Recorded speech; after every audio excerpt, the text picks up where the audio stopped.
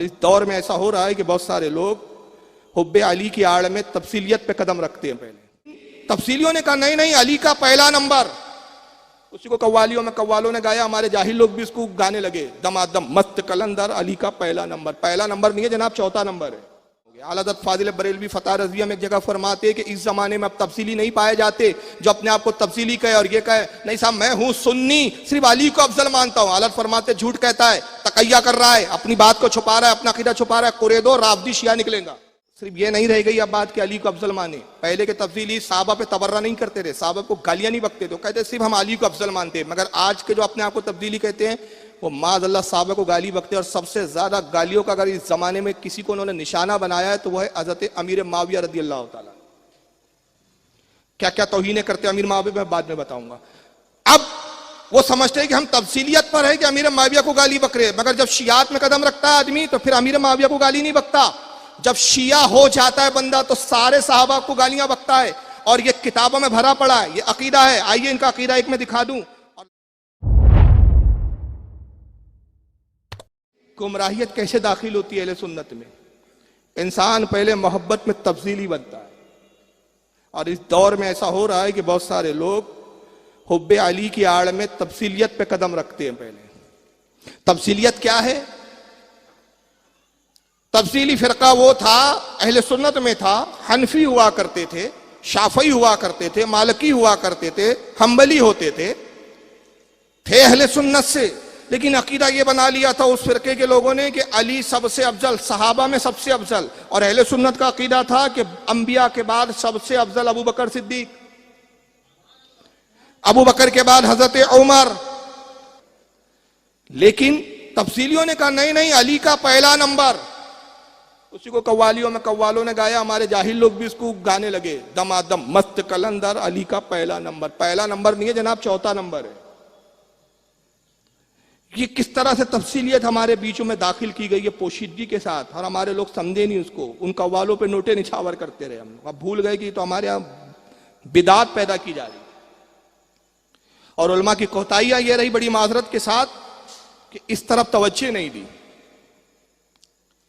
تو تفصیلی صرف علی کو افضل مانتے تھے ابو بکر سے, باقی سارے عقیدے اہل سنت کے مطابق تھے. تو ہمارے علماء نے ان کو گمراہ کہا, کافر نہیں کہا.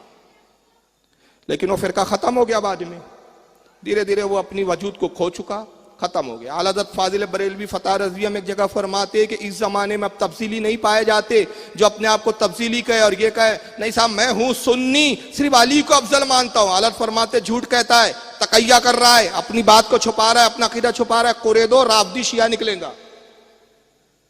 تفصیلی نہیں ہے اس دور میں. تو ابتدا گمراہیت کی ہوتی ہے تفصیلیت, پھر درمیانی منزل آتی ہے شیعات. اب محبت بڑھتی ہے تو آدمی تفصیلی سے شیعہ ہو جاتا ہے. پہلے کہنے لگتا ہے نہیں نہیں علی کو میں زیادہ مانتا ہوں, علی کو نہیں, باقی سب اہل سنت کی طرح ہے بھائی. ہم درگاہ پہ بھی جاتے ہیں, مزار پہ بھی جاتے ہیں, خواجہ اجمیری کو بھی ہم مانتے ہیں. نہیں نہیں ہم تو اعلیٰ حضرت کو بھی چاہتے ہیں بھائی, اعلیٰ حضرت کو بھی مجدد مانتے ہیں. یہ آپ کو بولیں گا, لیکن کہیں گا نہیں نہیں بھائی علی کی بات علی کی ہے یار, ابو بکر سے ہم زیادہ اونچا مانتے ہیں, حضرت عمر سے اوپر مانتے ہیں. یہ ہے تفصیلیت. مگر جب یہ پھر محبت علی کی بڑھتی ہے نا, وہی علی نے کہا محبت میں گمراہ ہوں گے تو کیسے بڑھتی ہے, پھر وہ قدم رکھتا ہے شیعات پر. پھر محبت اتنی بڑھتی ہے کہ اب سارے صحابہ سے افضل, سب سے افضل حضرت علی. اور پھر اور محبت بڑھتی ہے. علی نے کہا میری محبت میں تباہ ہوں گے. کیسے تباہ ہوتا ہے آدمی, پھر جاتا ہے نصیریت میں. اور نصیریت کیا تھی؟ یہ حضرت علی کے زمانے میں ایک فرقہ پیدا ہوا جنہوں نے علی سے اتنی محبت کی, اتنی محبت کی, محبت میں اتنے بڑے نصیری ہوئے اور کہہ دیا علی خدا ہے. حضرت علی نے پکڑ پکڑ کے زندہ جلایا, مارا نہیں, تلوار سے نہیں قتل کیا, زندہ جلایا, زندہ. اور کہا کمبختو مجھے خدا کہتے ہیں, میں تو محمد کا غلام ہوں. جب میرے نبی خدا نہیں ہو سکتے تو میں محمد کا غلام ہو کر کیسے خدا ہو سکتا. وہ کتنے بڑے جاہل تھے, محبت میں دیکھیں کتنے بڑھ گئے تھے. جب علی جلا رہے تھے تو کچھ ایک جماعت بچ گئی, کہا دیکھو ان کو تو جلا دیا, ان کی تکلیفیں تمہاری نگاہوں کے سامنے, اب بھی وقت ہے توبہ کر لو. تو انہوں نے کہا علی چلا دو آپ, ہم توبہ نہیں کریں گے. آپ کا جلانے سے تو ہمارا یقین اور پختہ ہو گیا کہ آپ خدا ہے. اس لیے کہ قرآن میں اللہ فرماتا ہے خدا تمہیں جہنم کی آگ میں جلائیں گا. آگ میں جلانا خدا کا کام ہے, آپ وہی کام کر رہے ہیں. ہمارا یقین بڑھ گیا کہ آپ ہی خدا ہے. کتنے بڑے بدبخت ہیں. اب میں آپ کی بھاشا میں سمجھاؤں اس کو, گمراہیت کیسے ہوتی ہے؟ تفضیلیت ہے بخار. جب محبت کا بخار چڑھتا ہے نا کسی کو زیادہ تو پہلے تفضیلی بنتا ہے, اور پھر یہ محبت میں اور غلو بڑھتا ہے تو پھر محبت کا حیضہ ہو جاتا ہے, تو یہ حیضہ ہے شیعات, اور پھر یہ غلو اور بڑھتا ہے تو پھر نصیریت میں جاتا ہے. نصیریت کو آپ کہہ سکتے ہیں کہ یہ ہے کینسر. علاج اگر بخار میں ہو گیا تو بچ گیا, بخار میں اگر علاج نہیں ہو پایا تو حیضہ ہونے میں دیر نہیں لگتی, اور حیضہ ہو گیا تو پھر کینسر ہونے میں دیر نہیں لگتی. تینوں امراض جو ہے مہلک ہے. تفضیلیت میں اسٹارٹنگ کہاں سے ہوتی ہے؟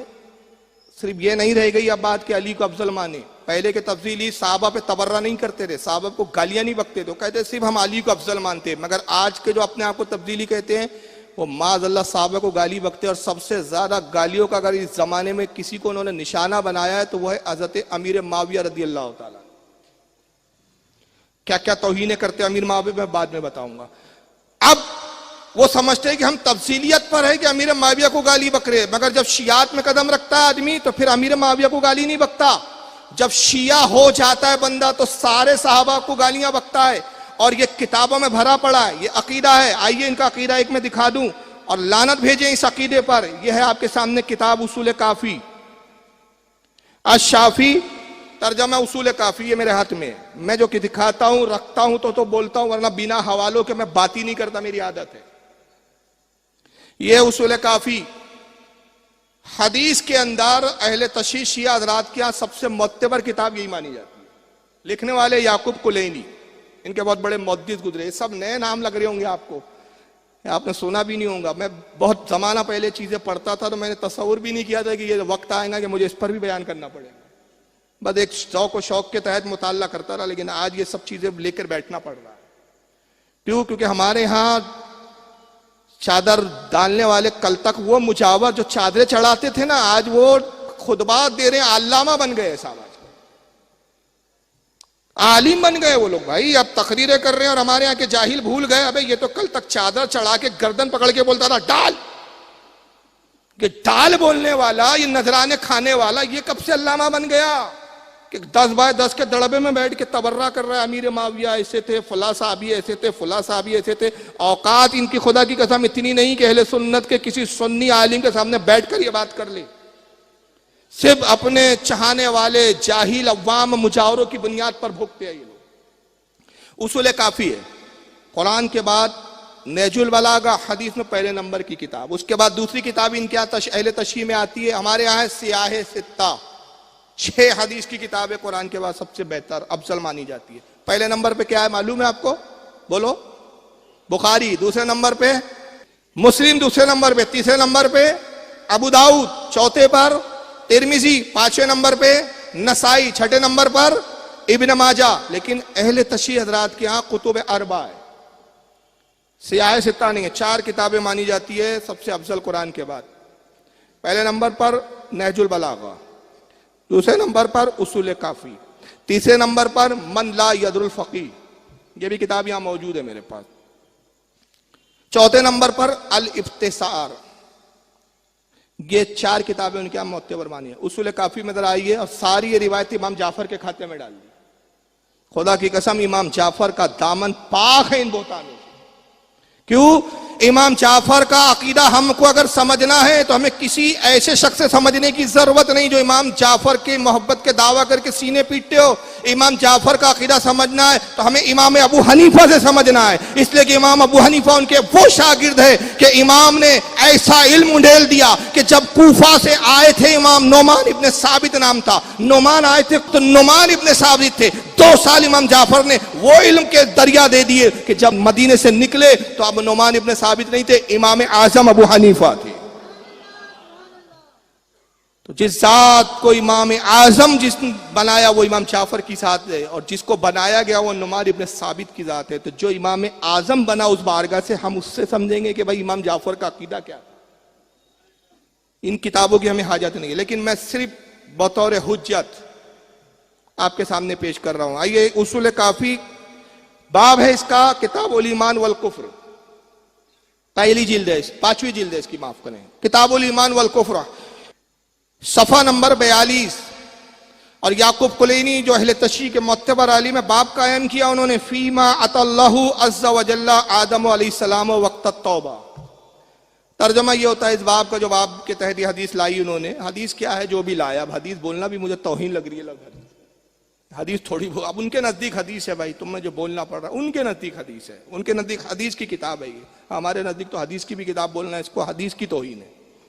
اللہ تعالیٰ نے آدم کو توبہ کرنے کا موقع دیا، یہ باب کا مطلب ہوتا ہے. صفحہ نمبر 42 کیا لکھتے ہیں؟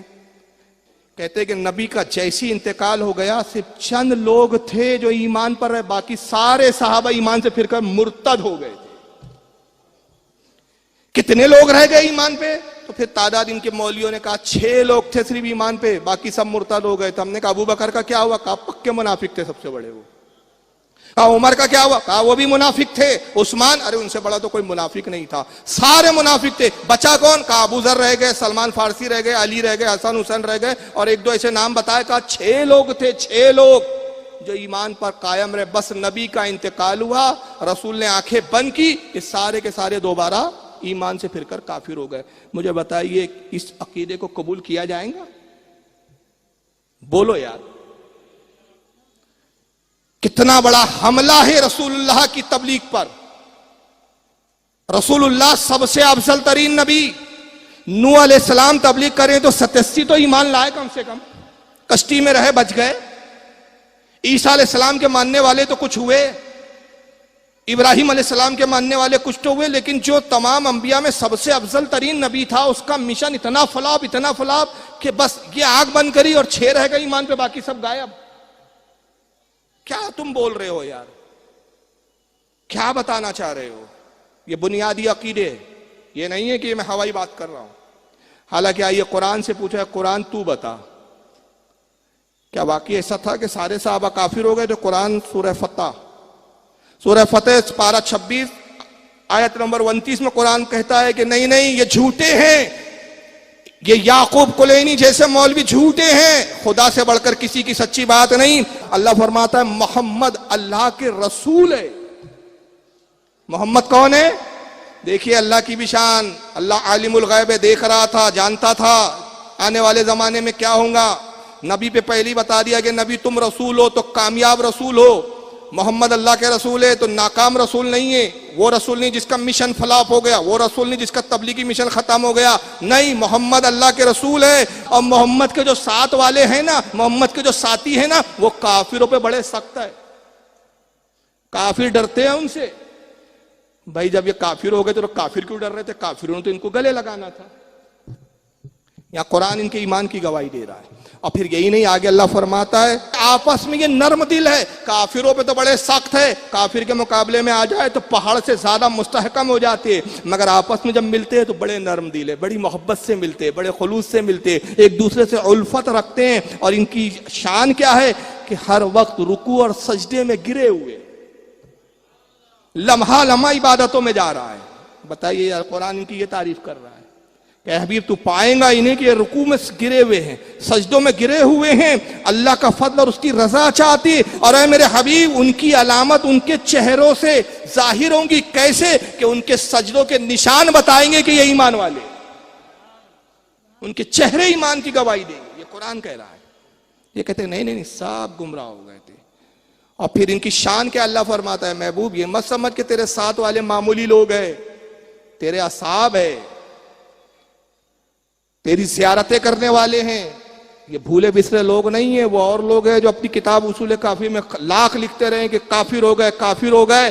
ظاہراً انہوں نے جب زندگیوں کو گزارا تو کچھ عرصہ کفر میں گزارا، لیکن اللہ تو جانتا تھا ایمان ان کو کیسے ملے گا. آگے اللہ فرماتا ہے ذالک مثلہم فی التورات، ان کی مثال تورات میں ہم نے بیان کی ہے، اور ان کی صفت، ان کی مثال انجیل میں بھی موجود.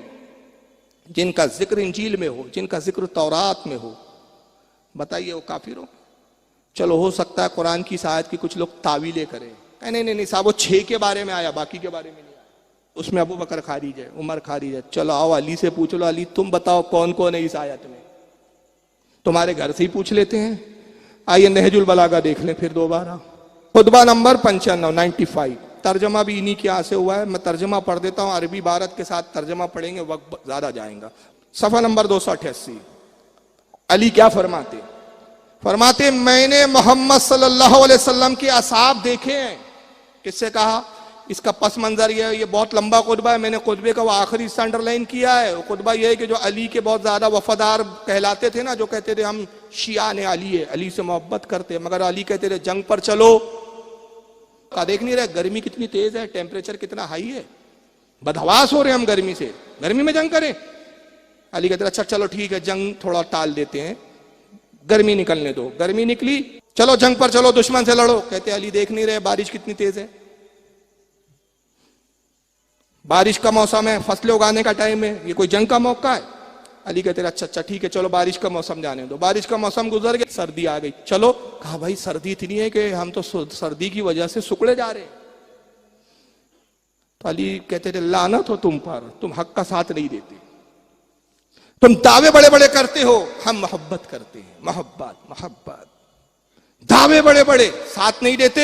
جبکہ رسول کے اصحاب کا حال کیا تھا؟ میں نے محمد صلی اللہ علیہ وسلم کے اصحاب دیکھے ہیں، مجھے تو تم میں سے ایک بھی ایسا نظر نہیں آتا جو ان کے مثل ہو. وہ اس عالم میں صبح کرتے تھے کہ ان کے بال بکھرے ہوئے، چہرے خاک سے اٹے ہوئے تھے، جبکہ رات کو وہ سجود اور قیام میں کاٹ چکے ہوتے. ان کے بال کیوں بکھرے ہوتے؟ کہ وہ پوری رات عبادتوں میں گزار دیتے تھے، خاک پر سجدے کرتے تھے، ماربل کے فرش نہیں ہوتے تھے ان کے گھروں میں، وہ خاک والی زمینوں پہ رات بھر سجدے میں پڑے ہوتے، گرے ہوتے. قرآن نے کہا کہ رکعن سجدین یبتغون، اور ان کا حال یہ کہ سجدوں اور رکوع میں گرے پڑے. اسی کی تشریح علی کر رہے ہیں کہ ان کے چہرے خاک سے اٹے ہو جاتے تھے، اتنی عبادت کرتے تھے. پھر مولا کائنات آگے فرماتے اس عالم میں کہ کبھی پیشانیاں سجدے میں رکھتے تھے، کبھی رخسار، اور حشر کی یاد سے اس طرح بے چین رہتے تھے جیسے انگاروں پر ٹھہرے ہوئے. اور لمبے سجدوں کی وجہ سے ان کی آنکھوں کے درمیان پیشانیوں پر بکری کے گٹوں ایسے گٹے پڑے ہوئے تھے، جیسے بکری کے گھٹنوں پہ گٹے آ جاتے ہیں نا، ویسے ان کے پیشانیوں پہ گٹے پڑ گئے تھے. جب بھی ان کے سامنے اللہ کا ذکر آ جاتا ان صحابہ کے سامنے تو ان کی آنکھیں برس پڑتی تھی، ذکر الہی سے وہ رو پڑتے تھے، یہاں تک کہ ان کے گریبانوں کو بھگو دیتی تھی. وہ اس طرح کانپتے رہتے تھے جس طرح تیز جھکڑ والے درخت تھر تھراتے ہیں سزا کے خوف اور ثواب کی امید سے. بتائیے خطبہ اصحاب رسول کے ایمان کو ثابت کر رہا ہے کہ کفر کو ثابت کر رہا ہے؟ بولے بھائی، ایمان کو نا.